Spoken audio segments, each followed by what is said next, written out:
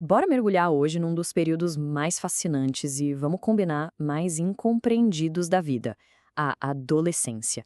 Mas ó, a gente vai fazer isso de um jeito diferente. Em vez de focar só no comportamento, a gente vai olhar pra dentro, pra revolução incrível que tá acontecendo no cérebro. A grande provocação que vai guiar nossa conversa é essa aqui.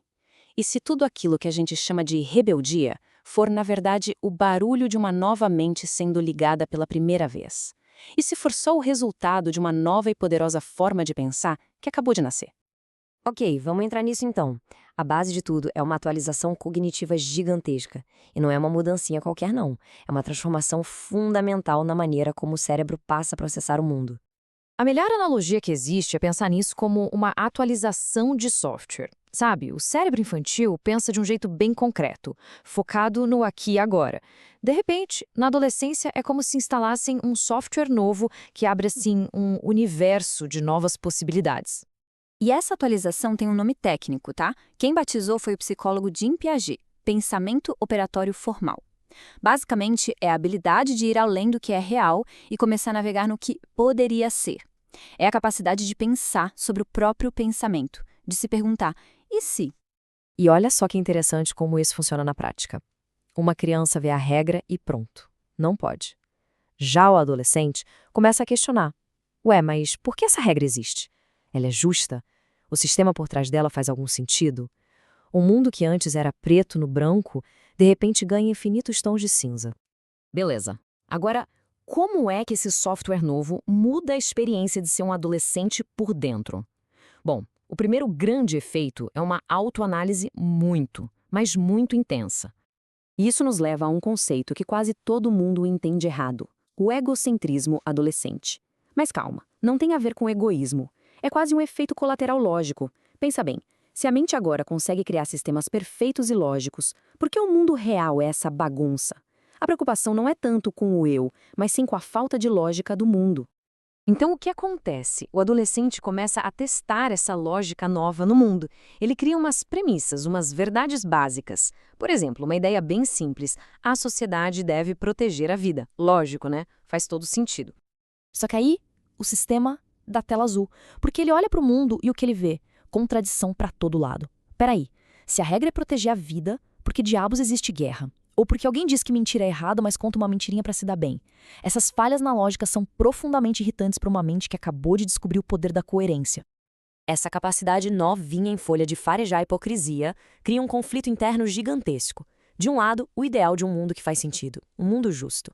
Do outro, a realidade confusa e cheia de falhas do mundo dos adultos. É exatamente por isso que adolescentes parecem tão críticos. O que muitas vezes soa como afronta ou desafio à autoridade, na verdade é um exercício dessa nova habilidade mental. Eles são como auditores do mundo, sabe? Apontando cada bug no sistema, não por maldade, mas porque pela primeira vez eles conseguem enxergar esses bugs com clareza. E tem essa letra do Renato Russo que, nossa, captura essa sensação de um jeito genial.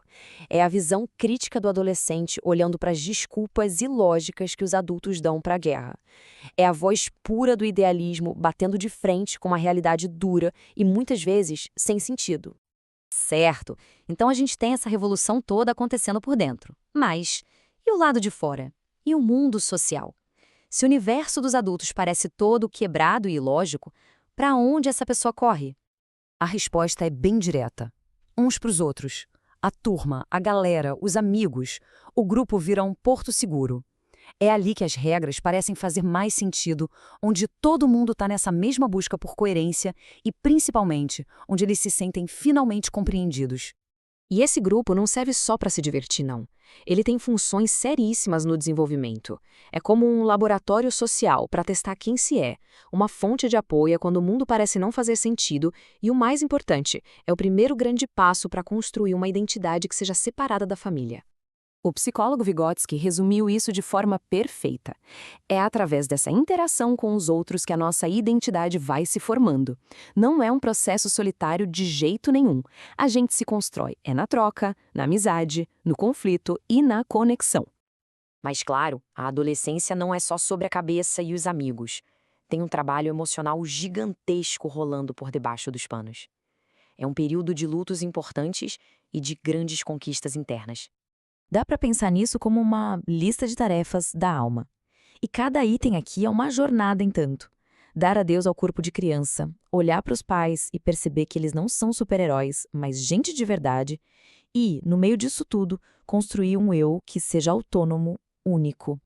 E só para complicar um pouquinho, todo esse trabalho interno acontece debaixo de uma pressão externa absurda. É a sociedade de consumo o tempo todo gritando quem eles deveriam ser, o que deveriam comprar, que aparência deveriam ter. Isso torna a busca por uma identidade autêntica ainda mais difícil. E essa pressão toda, claro, tem consequências. Para a gente ter uma dimensão disso, os estudos que baseiam esta análise mostram que 48,3% dos adolescentes brasileiros entre 12 e 17 anos consomem álcool com regularidade. É um número que assusta e que diz muito sobre as tensões de a busca por um alívio nesse período tão complexo. E o que acontece depois disso tudo? Bom, o próprio Piaget tem uma visão, digamos, um pouco agridoce. Ele diz que a entrada no mundo do trabalho, nas responsabilidades da vida adulta, funciona como um choque de realidade. É o que reconcilia aquele pensamento idealista com o mundo como ele é e muitas vezes acaba curando os sonhos mais grandiosos da juventude. O que deixa a gente com a pergunta no ar, né? Será que virar adulto significa, obrigatoriamente, ter que abandonar aquele olhar crítico, aquele idealismo todo?